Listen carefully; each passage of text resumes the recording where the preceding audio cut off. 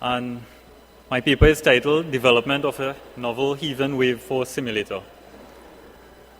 My supervisor is Professor Prakash Persad, and advisor to the project is Dr. Nadine Sangster.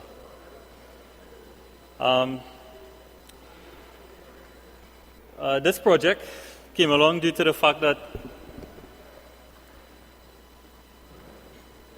current sources of energy, mainly non-renewable, is rapidly being depleted and used mainly in Trinidad and Tobago, throughout the Caribbean and the rest of the world, right? Now, these energy demands are increasing because there are increasing amount of industries being created to support the rapid growth in our population. Now, as the energy demand increases, so does its cost. Now, over the years, research has increased in renewable energy because of this fact. Now, this brings me to my first slide. Now, the diagram there presented by Shaw is technical complexity dependent on the surrounding areas versus energy density. Energy density earlier was explained by Mr. McLeod. Now, from the diagram, you can see that we have the various renewable energies: biomass, solar energy, wind, geothermal, and wave energy. Now, to the lower part of the graph, you'll see we have biomass, which has the least or the lowest energy density, but is the easiest to harness. Now, if you look at wave energy, which is way up to the top, there's a lot of energy potential there. But on the graph, you can also see it's very difficult and complex to harness. Now, there has been a lot of wave energy devices being created, but not enough in terms of where we are in research. More focus should be taken into wave energy because of this fact and the vast amount of energy or potential energy that is there. And in terms of testing wave energy devices, there are limited amount of ways to test today.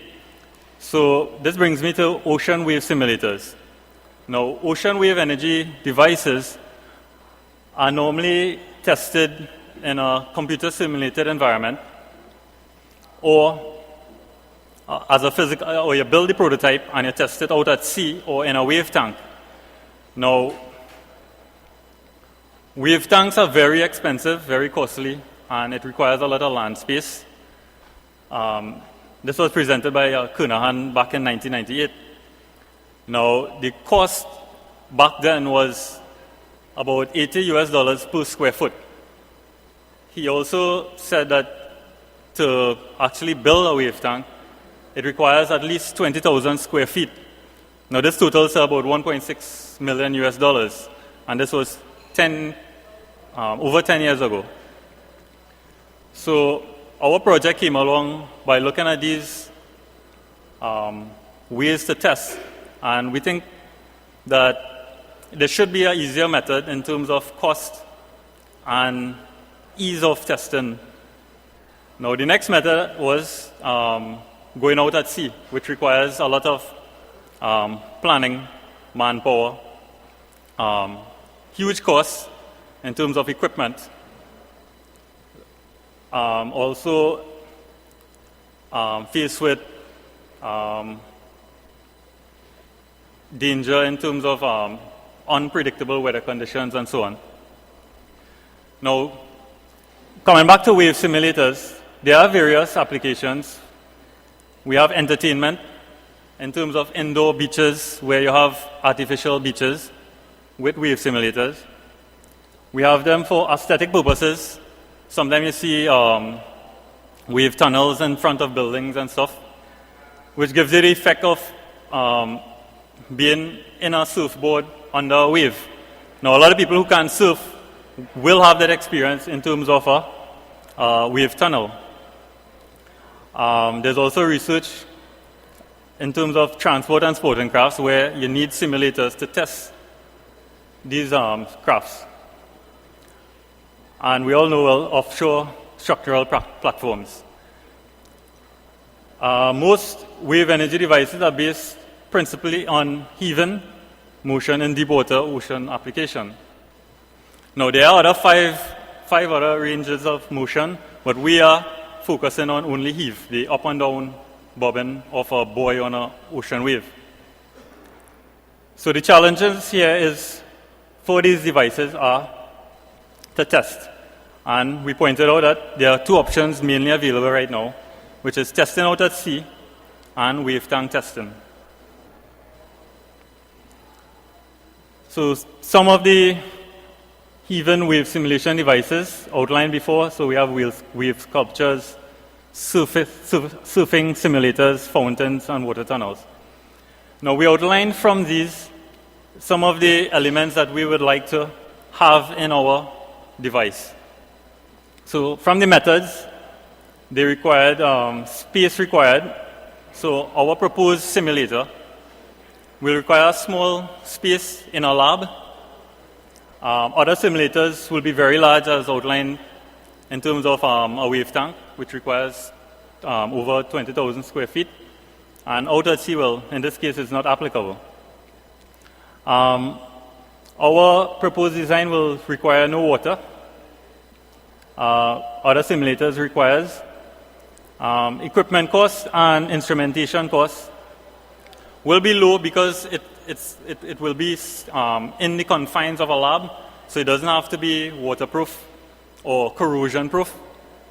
Other simulators in terms of a wave tank will require instrumentation because of the fact that it will be on the weather conditions, and similarly out at sea. The project also needs to be cost effective, so it must significantly cost less than making a wave tank or testing out at sea. The availability of testing. Now, this varies in terms of testing out at sea because of the wave seasons. We have 4 wave seasons, and depending on which wave season you are ready to test, you will only be exposed to that. Whereas if you have a simulator, it's any day, any time, it's open, and you will be able to vary the conditions. Testing time will be reduced because of the unpredictable weather conditions as well.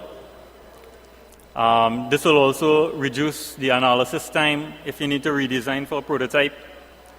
The wave variability, well, it's not limited to a simulator, but it is limited when you go out at sea to test. We mentioned safety risk, which will be low in the confines of a lab versus going out at sea. Members of a team required will be small in a lab, whereas going out at sea will require a lot of manpower again.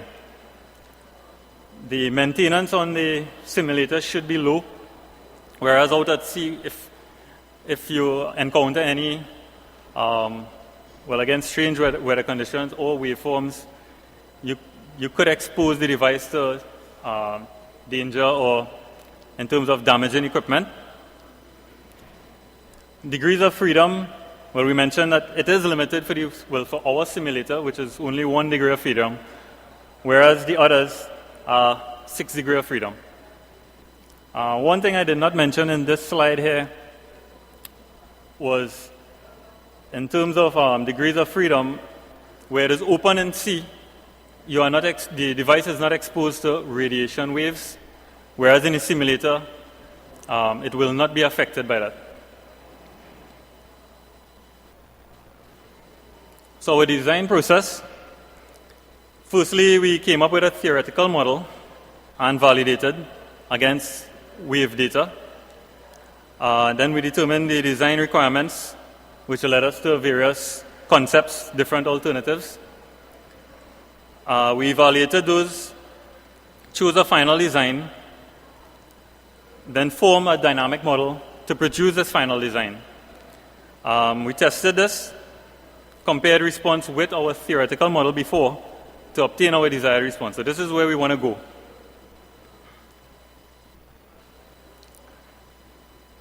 So here we outline some of our preliminary design requirements. Now, some of these requirements here came from our software. We use our Automation Studio in terms of the equipment. So we came up with a speed for our actuator. A force, the force here was calculated using a desalination process, which was the initial point of this device. So we wanted to couple it with desalination, a wave energy device.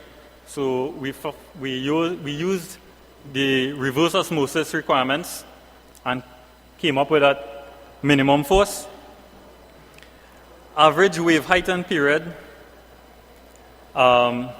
We obtained a year's worth of data from coastal dynamics, and because that year's data will have 4 wave seasons, we use the average wave height and the associated wave period. Our waveform is basically sinusoidal because we are targeting deep water ocean waves, which are sinusoidal rather than shallow water. All right, we mentioned space requirements, cost. All right, so our frame for simulator should be strong and durable to withstand the actuation forces of the device. So the actual wave energy device that we will like to test, the frame and all of that should be able to withstand it. The ergonomics in terms of ease of connecting our device to the wave energy device to be tested, that should be easy enough, or we should have to design a small connection. We also mentioned maintenance should be little, so therefore it should have minimal downtime, and our ease of use, meaning that the variations in our wave conditions should be able to change easily. So this chart, our functional analysis, we wanted to have various inputs in terms of wave data, which is actual wave data, wave height and period, and also our BUOY characteristics in terms of what will be driving the wave energy device out at sea. So we would like to input this into a theoretical model, calculate a force output and a speed output. This here now will be going to some controller to actuate our simulator. We'll also have some feedback going to that to help control the wave conditions. And of course, to record data from our wave energy device. So this flowchart here shows a hydraulic system with a controller where we'll be inputting both our theoretical model and our actual wave data, which is statistics, and have a controller send that to our wave simulator to drive the wave energy device.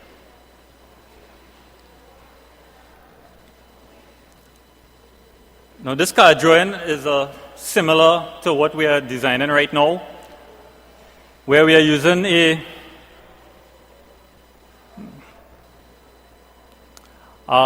double-acting hydraulic cylinder connected via a pulley system, and the mass here simply just acts as the wave energy device to be tested. So right now this just represents whatever connection point will be connected to the wave energy device to be tested.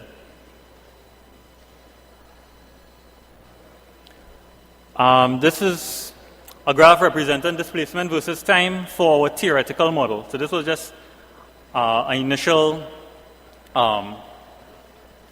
result from our model based on our wave characteristic, 1 meter height 8.5 seconds period. And what we did now from the actual device, we recorded this initial response because the controller we used here was just a simple controller, probably just a PI controller. And you'll see the input and the output. We just sent a sinusoidal wave. And later now this will be replaced by the theoretical model of an actual wave. So far, it follows very closely.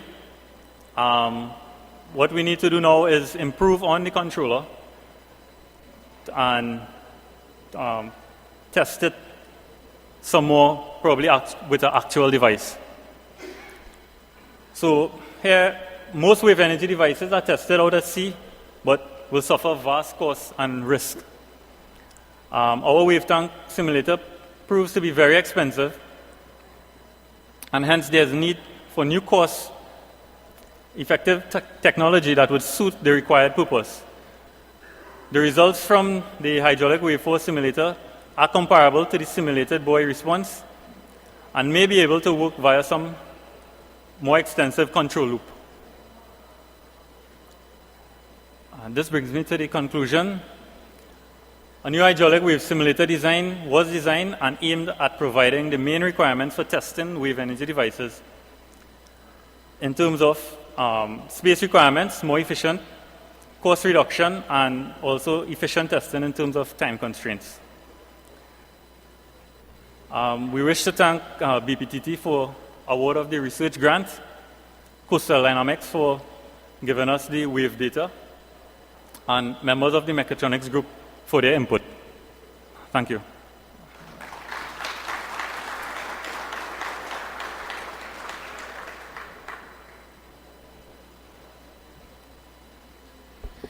Do we have any questions for Aneil?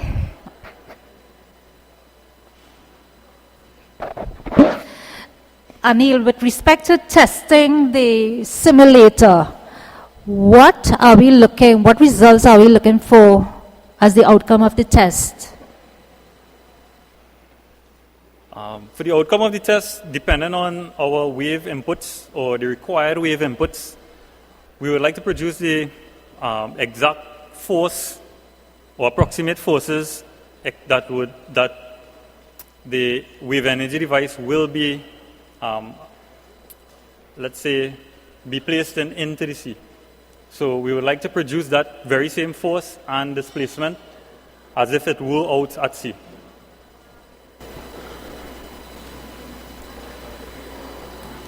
So, is this on?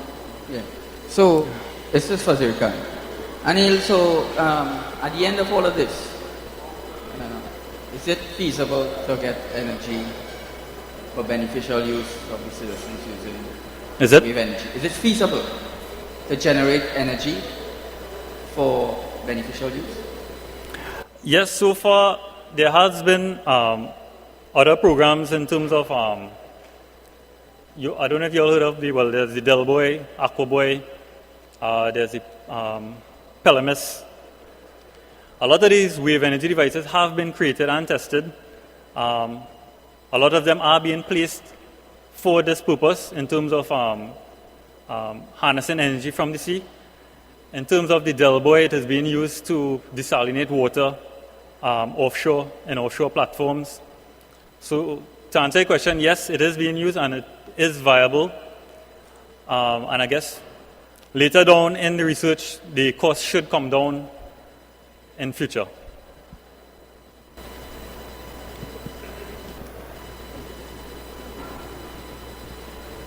Hello, my name is Luis. I'm an architect from the Ministry of Health. I'm just curious how it's accumulated, the energy, and how it's transported. In terms of the device here? Because on the sea, you collect the energy, and somehow you accumulate in batteries or with cables you transport to the end user. But how this process comes, it's with batteries? How is it?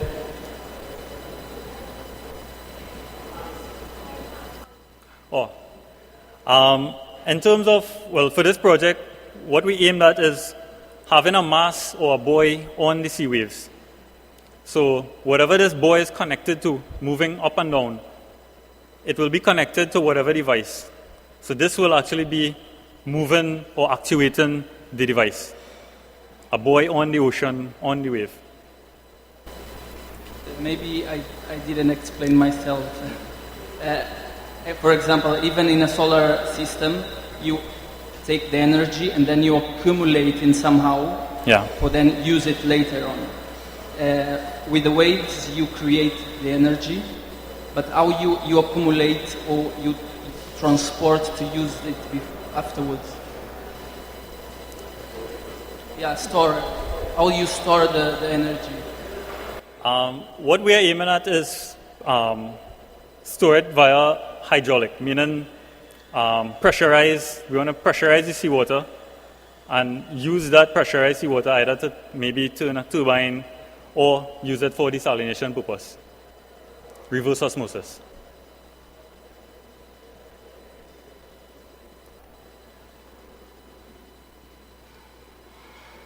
Okay, I'm not sure the participant was looking at, I think he's looking to see how you transport the power that might be generated, if it's electrical, to a user or battery storage. Right, but okay, well, this device is not a wave energy device. It's meant to simulate the motion that a device will anticipate in the ocean wave. So it is meant to drive it and test it. So it's not meant to actually create the energy in terms of hydraulic or electrical.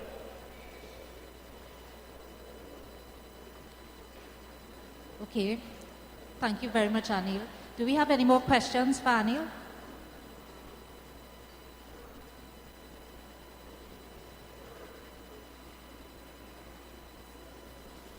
Okay, Aneil, thank you very much. Okay, thanks. Let's give Aneil an applause.